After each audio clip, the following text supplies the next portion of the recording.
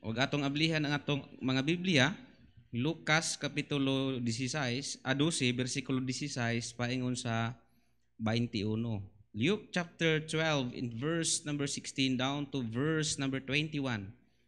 Very common nga story sa Bible, gani dili pa dugay, nakadungog ko ani sa uh, wali ni Pastor Gilbert na kagaanan nga may tungod sa tao nga dato pero giingnan siya sa Ginoo nga buang. Grabe no. Okay, so nanamud ha si amen. Okay, ato ning puli-pulihon pagbasa, mag-start sa verse number 16 hantod mahumanta sa puli-pulihon nato ni ako mabasa sa verse 16 hantod mahumanta sa 21. In verse number 16, and he spake a parable unto them, saying, the ground of a certain rich man brought forth plentifully. 17.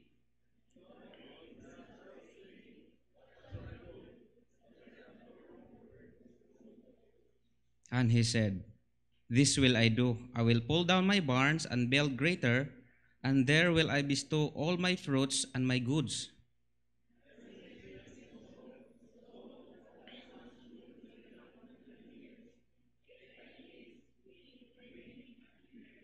But God said unto him, thou fool, this night thy soul shall be required of thee. Then whose shall those things be which thou hast provided?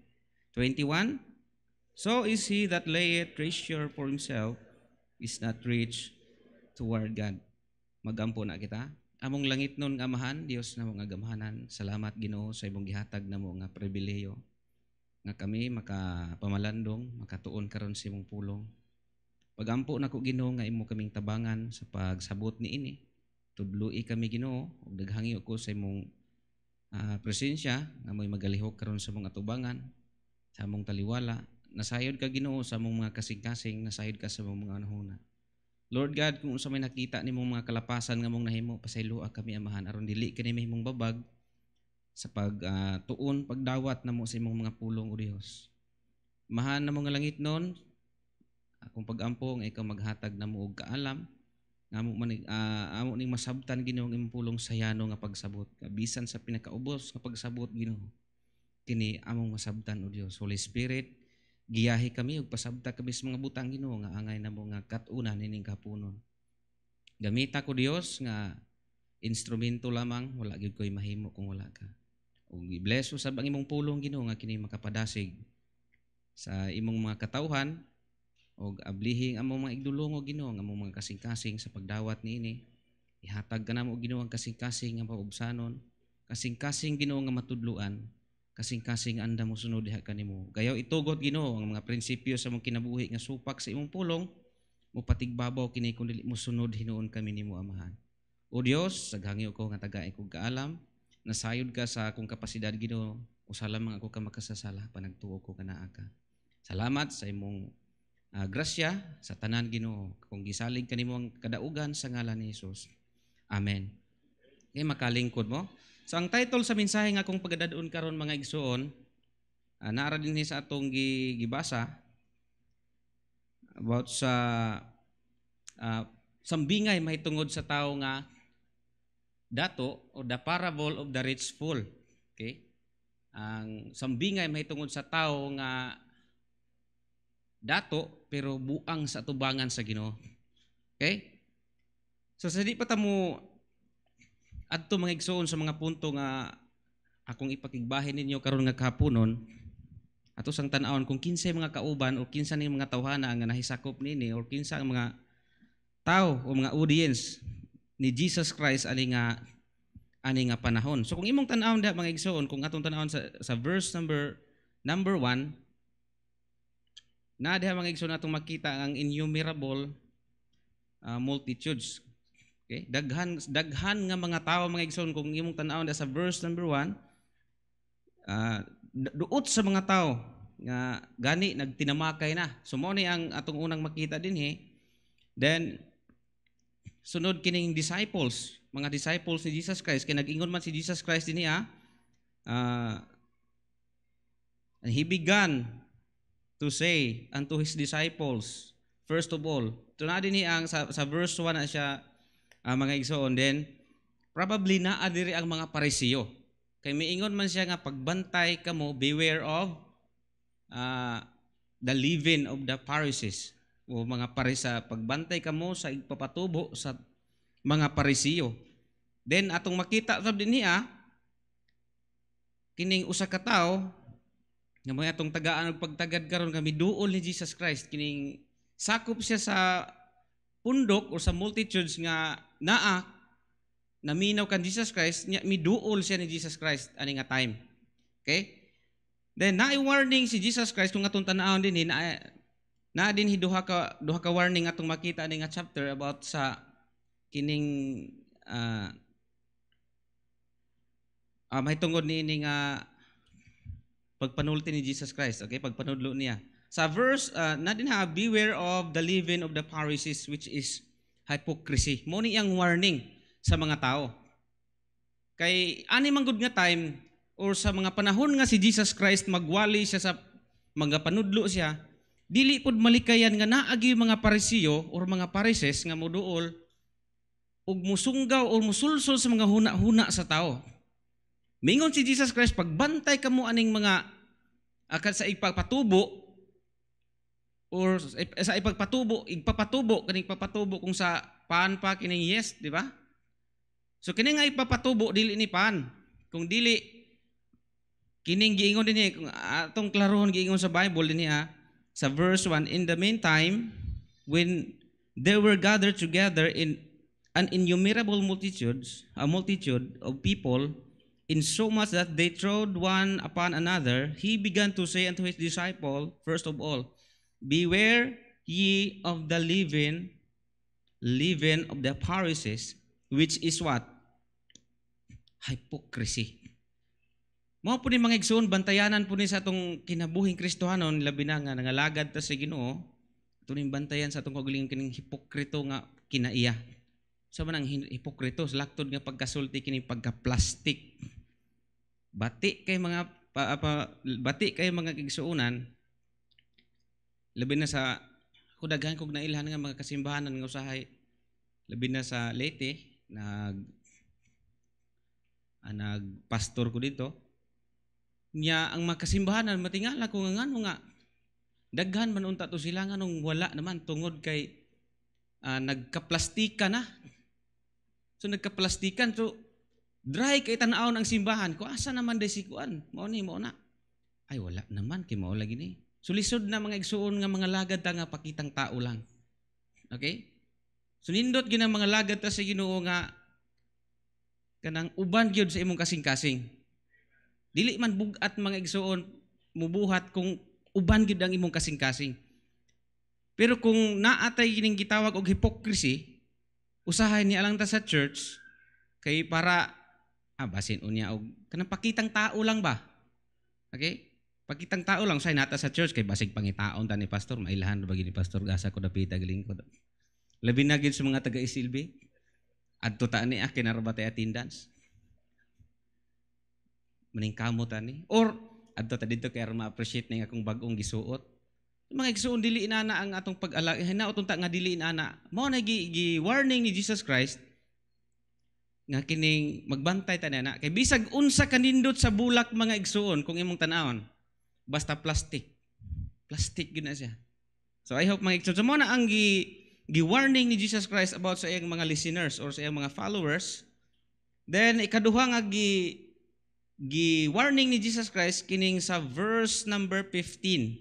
Okay, nasa verse number 15, kung atong tanawon diha, and he said unto them, take heed and what?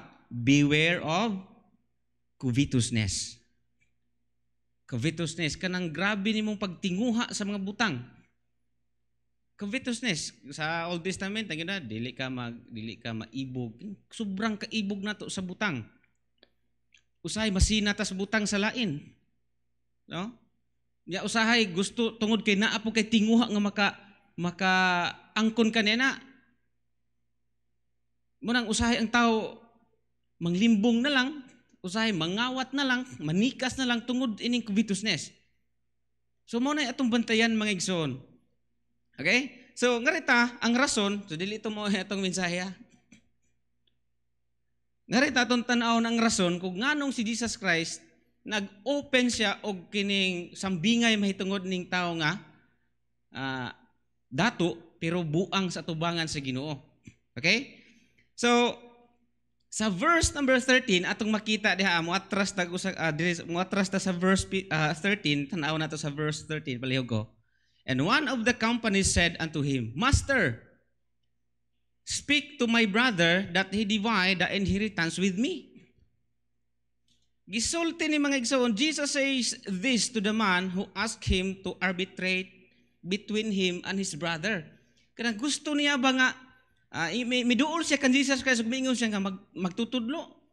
Ignar ko nang akong igsuon nga tarong iya kong bahinan sa katigayunan nga among napanunod. Tungod kay sa unang panahon manggod in ancient times, kung firstborn ka, worthy ka sa double or dubli ang imong portion or bahin kung ikaw may kinamagulangan. Unya kining kung atong tan-awon mga igsoon sa mga kung gi-research kini tan-aw na ko ni kasagara sa nisulti ni mga igsoon or nag-comment nini komentary ra pod ni ha. Pero depende na sa imong pagsabot. Kasagara sa mga komentary kung gitan-aw, kining ni duol kang Jesus Christ, dili ni siya magulang. Dili ni siya magulang. Kay lisod pod kung maingon siya nga ignar ko na akong igsuon tungod kay ignar na akong igsuon nga bahinan ko niya og tarong anang bahandi nga kabilin sa among ginikanan. Tungod kay ang kung atong sabton mga igsuon ang magulang manggod mo ay naay dakong katungod. Hinumdum mo ni Joseph, ni Isaac nga ang sadyang hapit na siya mamatay, ang tanan nga blessing iya untang ihatag kang Isaw. Ni Isaw ba Isaw? Isaw tinais manok. Iya untang ihatag dito. Pagkadungog ni Rebecca nga mao ni ang ihatag niya, iya pong gilansisan or iyang limbungan si Isaw kani mao ni gikinahanglan sa imong papa. So magsuot pud kanini. So ang blessing nga para unta kang Isaw na adto ni Jacob. Ang blessing nga para kang Isaw na adto hinuon. So diha na to makita mga igsoon ni Joseph sa panahon nga si Israel or si Jacob hapit na pud mamatay. Ang blessing nga para unta sa magulang ni kakamagulangan ni Joseph naadto sa manghod. Mireklamo si Joseph pa murag di man na mao. So diha na to makita mga igsoon. So kining atong makita din mga igsoon, dili ni siya ang magulang nga anak. Kung dili manghod ni siya, pero nangayo siya og equal nga share gikan sa ilang napanunod. Daghan ang nag-ingon nga maybe ang iyang igsuon siguro ang iyang igsuon gilimbungan siya. Okay? Wala siya tarunga or basin kaha ang iya pong bahin giapil siyang magulang. Munang nagpalaban siya kan Jesus Christ, ang uban sad miingon nga basin iyang gilimbungan ang iyang magulang no ug nagpalaban siya kan Jesus Christ. Kay moduol siya ni Jesus Christ ni authority, nagpalaban siya kay aron mahadlok ang iyang igsuon. Pero sa gibuhat ni Jesus Christ, ingon siya. Sunod nga verse. Halay ko. Atong padayonon sa and he said unto him, Man, who made me a judge or a divider over you? Kinsa man ko nga mo-argue ninyong duha? Then Jesus refused to arbitrate with their dispute and gets to the heart of the matter. Mo ning iyang nakita, covetousness. Nga ang padulngan aning tawhana, kung dili ni mapakgang, mo na bantayan nato na yung mga igsuon kining covetousness. Okay? Then dinhi na dayon si Jesus Christ ni proceed og palihog ko sa verse number 16. Dinhi na dayon si Jesus Christ ni proceed sa parable niining tao nga dato. Jesus proceeds to tell the man the parable of the rich fool. Mingon siya, and he speak a parable unto them saying, iyang gi-warning po ni ngadto sa mga naminaw niya. So mga igsoon, warning po ni alang kanato nga naminaw karon. Warning ni alang kanato nga kita nga mga Kristohanon. Okay? And he spake a parable unto them, saying, the ground of a certain rich man brought forth plentifully. Verse number 17. Palihog ko sa verse number 17. And he thought within himself, saying, what shall I do? So may akong buhaton, because I have no room where to bestow all my fruits. Giimugna, hinumduman na ito nga, gimugna ni Jesus Christ, ni proceed si Jesus Christ, ani nga, o nahitabo nga yan ng gisulti, tungod at tungo sa katao nga miduol niya. Nga nangayog equal nga share. Sunod. And he said, this will I do. I will pull down my barns and build greater, and there will I bestow all my fruits and my goods. O, tanawa ha. Sanay na yung mga punto nga sa unahan anay mga igsoon. Sunod. And I will say to my soul, Soul, thou hast much good laid up for many years. Take thine ease, eat, pagkalipay, and be, eat, drink, and be merry. Pero sa gingon sa Ginoo, but God said unto him, thou fool, this night thy soul shall be required of thee. Then who shall those things be which thou hast provided? Kinsa man unyay mabinlan anang mga butanga nga imong gitigom. So, sa verse 21, so is he that layeth up treasures for himself and is not rich toward God. So the point of the parable of the rich fool is twofold. Atong manay duha ka punto mga igsoon nga kung i-share kaninyo nining kapunon, mahitungod nining tao nga dato apan buang sa Ginoo, buang sa tubangan sa Ginoo. So first, we are not to devote our lives to the gathering and accumulation of wealth. Si Jesus Christ nagsultian niya, sig masuko mo nako. Dili man but pasabot nga dili ta manginabuhi, dili but pasabot nga dili ta mangandoy, dili but pasabot nga dili ta magpatigayon tungod kay naatay pamilya, tungod kay naatay panglantaw sa unahan, pero ang sipyat or ang sayop diha mga igsuon, kung basin og para lang na sa imong kaugalingon ug mahimo na nga way apil ang Ginoo sa imong kinabuhi. Tanaw na to ang verse. Sa verse number 15, and he said unto them, take heed and beware of covetousness, for a man's life consisteth not in the abundance of the things which he possesseth. Mas importante mga igsuon ang kinabuhi. Gisulti kang Jesus Christ. Sunod. Okay? So this echoes the thought expressed in Ecclesiastes chapter 2 in verse number 18. Kung atong tanawon diha sa verse number 18, si Solomon, okay, Ecclesiastes, sunod nga verse, palihog ko. Okay? Anara. Tanawa ha. I hate all my labor which I had taken under the sun. Si Solomon nakarealize siya nga sa tanan, sa iyang kadato, sa tanan nga naangkunan niya, iyang narealize nga biyaan raman din ako ni. Maybe si Solomon nakarealize siya nga kulang man ang akong gihimo sa Ginoo. Nahunahunaan siguro ni Solomon siyang kagalingon nga mamatay raman ako, biyaan raman din ako ni. So mo na kung gingon mga igsoon, dili sayop nga magpatigayon ta, pero ang sayop diha kung dili nimo i-apil ang Ginoo sa imong mga plano. Tanawa sa verse, itong padayon, because I should leave it unto the man that shall be after me. Biyaan raman din ako ni. Sunod, palihog ko sa tanong sa gingon ni Solomon in Ecclesiastes chapter 12 verse number 13, let us hear the conclusion of the whole matter. Sa gingon ni Solomon, fear God and keep His commandments, for this is the whole duty, whole duty of life. Lahi po dito lahi man tong sa parable nga tong makita mga igsuon nga puros raman to sa iyang kaugalingon. Unsa may akong buhaton aning akong naangkunan karon sa daghang mga panahon? Mao ni padak-an ako. Instead mga igsoon, kung sa Kristohanon pa nga kinabuhi, instead nga iyang gamiton ng iyang sapi o kwarta katigayunan para pagpalambo sa buluhaton sa Ginoo, ang iya hinong gibuhat, iya ra gyung padak-an ako ning akong kining kamalig. Gubon ako ning gamay. Ako ning padak-an unya, mag-relax na dahin ko. Pero wala siya masayod mga igsoon. Okay? Wala siya masayod nga kadtong panahon na. Mao na lang dito, diha na lang siya kutob. So mo na mga igsoon, dili na to ilaan ang atong panahon mga igsoon diha sa mga butang nga labi na og way labot o para lang sa imong kaugalingon nga wa nay apil ang Ginoo.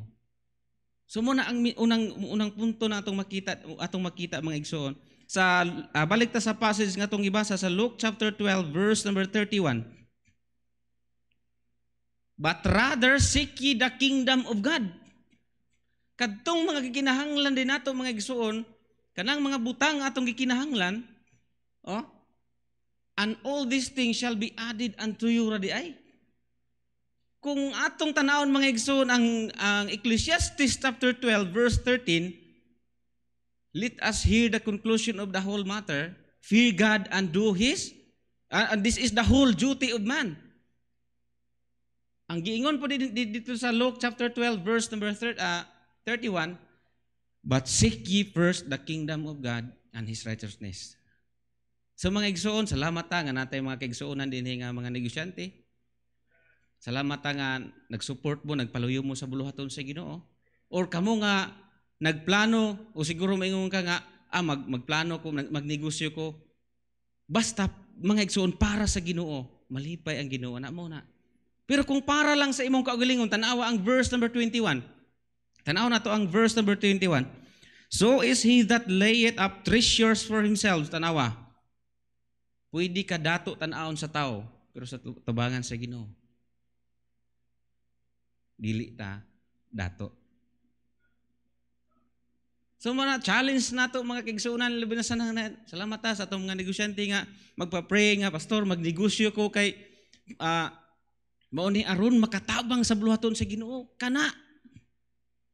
Usa nga example na atong pastor, ang atong pastor mo na siya manigom og bahandi nga para siyang kaugalingon lang. Nagsige ni siya tudlo nato nga sige mao ni nag-challenge siya nato mga igsuon nga kita mo increase ang atong faith promise offering. Para asam na para niya dili para sa buluhaton sa Ginoo. For this is the whole duty of man. Okay? But seek ye the kingdom of God first. Mao na atong hinumduman mga igsuon. So dili mga igsoon dinhi nato makita nga dili sad nato mailad ang Ginoo. Kung palanglitan mo ingon ka nga magnegosyo ko, pray ko pastor kay magnegosyo ko nya mao ni para makatabang sa buluhaton sa Ginoo. Unya ang mahitabo malihis ni noon ka. Na maingon na nung ka amo sabot ra ang Ginoo niini. Dili gid mga igsoon mailad natong Ginoo. Usahay atong himuon nga kanang moingon ta ba nga para ni sa Ginoo para sa atong negosyante nga nagampo og negosyo pag nanay negosyo wala na mo simba kay nanay negosyo di ang nahitabo nasunog yang negosyo sa isimba. Okay, so dili gid mga igsoon nga mo magasimba ba to manggod ang negosyo nako daghan mo kay manglugsong labi nagdomingo daghan kay opportunity ning Domingo saliti ni agi man pug ko kining mo sideline kog pagmasahero ba kini gyud Domingo daghan gyud manglugsong kasi nakasulay panglugsong ako anad gyud kog nilugsong kay bukid mi nagpuyo sa una kasulay ko og chinilas nga tinuod na may chinilas nga artificial kanang imong gisuot karon pero katong tinuod gyud katong kubal si Muntiil banga perti ng bagaa subay lakaw ka ng tag 5 kilometers, layo kayo, dagko na kay kubal ang tiil. So na, daghag opportunity nga tuta kay tabo. So, salamat sa itong mga negosyante. Nag-appreciate ko, salamat kay ninyo mga igsoon nga sa panahon sa Domingo, maniragid mo. Sa panahon sa Domingo, inyo kong giuna ang Ginoo. Hinumduman nato nga mo na'y purpose sa kinabuhing Kristohanon. Mo na'y whole duty of man. Okay? Hapit naman ta human sa oras niya paman kumahuman dire. So mana, first we are not to devote our lives to the gathering and accumulation of wealth. Ikaduha mga igsoon. The second point of the parable of the rich fool is that is the fact that we are not blessed. Kung naanay blessing ha, kamong gipang bless na sa Ginoo, we are not blessed by God or wala kay bless sa Ginoo to hoard your wealth. To hoard. Hoard. Para lang sa imong kagalingon. Pareha sa gingon diri sa verse. Tanaw nato ang verse. Kaya palayo ko sa verse. Okay? In Luke chapter 12 verse 19. 17. And he thought within himself saying, what shall I do? Because I have no room where to bestow my fruits. Sunod. Ingon siya. Kung sa Bisaya pabitaw nga uban nga Bisaya mingon siya, mao ni akong buhaton. Maghimo ko. Tanaw ha? This will I do. Ninumdum ko sa wali ni Pastor Gilbert ani.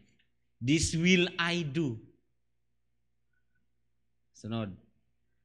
I will pull down my barns and I build greater and there will I bestow. Mao na ang kuyaw diha mga igsoon kung mao na lang na paralas ng kagalingon. Pero unsay gingon ni Jesus Christ? Unsay gingon ni Jesus Christ? Sa Matthew, sa mga itong tanawon, wala na butang diya, Matthew chapter 6 in verse 19. Ayaw mo panigom man ang mga butang. Na pangkutkuton ra. Na usa ka Kristohanon nga. Nagtiaw-tiaw siya pangutana ba nga, Pastor, unsa man? Kaning inisulod siya, kaning nagtiaw-tiaw tag istorya ba? Di makalikayan laging magsiaw-siaw tag istorya. Mga joke-joke ba? So unsa na bagid ng mga butang langit nun, Pastor? Ingko nga basig ang mga bituon na, brad. Mga bulan siguro na kay kung imong tubagon og tinarong binuangan ra man ka. Mao siguro nang mga butang langit nun kanang mga bituon ha, sa nang mga Mercury. Kinahanglan na sa langit. Pagson dili na mao ha. Okay? So, in Psalms mga igsoon, Psalm 62 verse number 10, the Bible says in Psalms, okay, trust not in oppression and become not vain in robbery. Tanawa.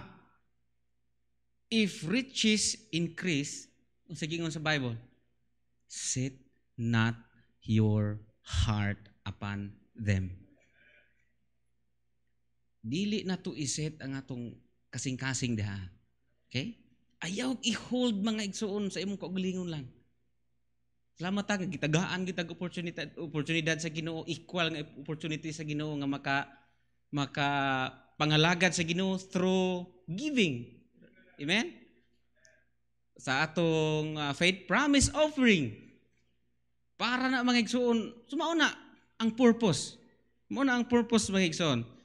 In Proverbs chapter 11 verse number 12, tanawa. There is that scattereth and yet what? Increaseth. Pwede maghapon ta mulambo. Mulambo na gihapon ta. Di ay mulambo kita, no? Naay mga tao nga nagahatag or nagasabwag unya hinsamot tinuonog ka dato, and there is that withholdeth, mao na ning hoard mga igsoon. More than is meet, but it tended to what? Pobre, to poverty. In Proverbs chapter 3, in verse number 9 to 10, tanawa, honor the Lord with thy substance. Sa mga gusto sa Ginoo mga igsoon nga kung naatay blessing, atong i-honor ang Ginoo, unya aron pod i-honor ta sa Ginoo, aron i-bless ta sa Ginoo, aron makatabang pud ta para sa buluhaton sa Ginoo. Kay wa man tay lain ang laing program nga akong nakita ani nga church, maura gyud ang pagpakaylap sa maing balita, mugay na mag-send out og mga missionary, manglakaw, i-support mga igsuon para sa buluhaton sa Ginoo. Okay? Honor the Lord with thy substance and with thy first fruits of all thine increase. Proverbs, mo nag-iingon diha mga igsoon sa verse number 10, pala ko sa verse 10. So shall thy barns, o darang barns, atong makita ganina dito, so shall thy barns be filled with plenty, and thy presses shall burst out of you. Pangagisi ng gali. Nga naman, kung sundo na to ang tudlo sa Ginoo.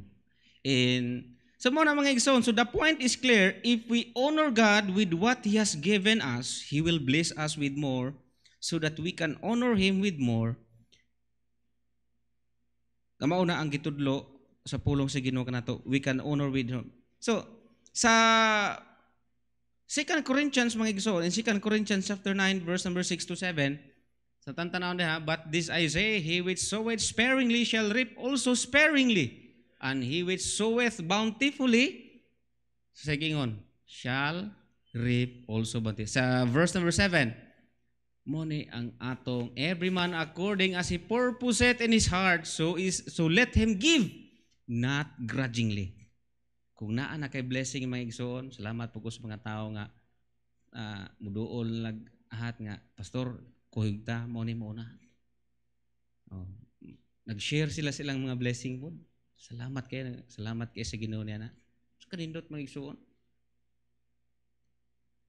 For God loveth a cheerful giver. So muna. So we are blessed by God, so we can in turn, kung i-bless na ka sa Ginoo, hinumdumin mo nga kanang blessing nga naa nimo, gusto sa Ginoo nga ipo na gamiton para sa labi na nga Kristohanon ta sa pagpalambo sa buluhaton sa Ginoo. Ayaw pagunahon na mga dili ta nato hunahon mga igsoon nga kung unsay naa nato atoa na. Ipiyal ra na sa Ginoo nato. Gipahulam ra na sa Ginoo nato. Someday mga tubang ta sa Ginoo, di ba? Ingon ang Bible, for we must all appear before the judgment seat of Christ. Muhatag taghusay sa gipiyal nimo. So daghag mga imong tanaw na ni daghag mga parable din niya, nay parable of talents, gisgot na tungod sa atong time, sa unsa na to paggamit ang atong panahon. Daghang mga parable gagisgutan din eh. Okay?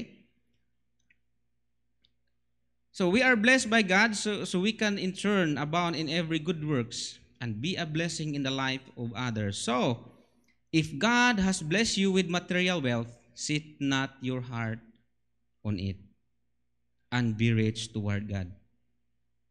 Mauna ang mensahe mga igsoon natong nakutlo karon nga kahaponon mahitungod aning tao nga dato apan buang sa tubangan sa Ginoo. So aron mahimo tang dato sa tubangan sa Ginoo, sundon lang gyud nato mga igsoon, obey, taro. Obey. Sundon lang gyud nato kung unsay prinsipyo nga tudlo sa Ginoo nato. So number 1, we are not to devote our lives to the gathering and accumulation of wealth. Ikaduha, we are not blessed by God kung i-bless ka sa Ginoo. Dili wala ka i-bless sa Ginoo para lang sa imong kagulingon, kung dili imo po nang gamiton para sa buluhaton sa Ginoo. Pray ta, salamat Ginoo sa imong pulong. Dalaygon ka sa walay katapusan. Pray ko Lord nga ikaw magapanalangin adto nga unta Ginoo dili to ikasakit sa mga tao Ginoo nga naminaw sa imong mga anak kun dili.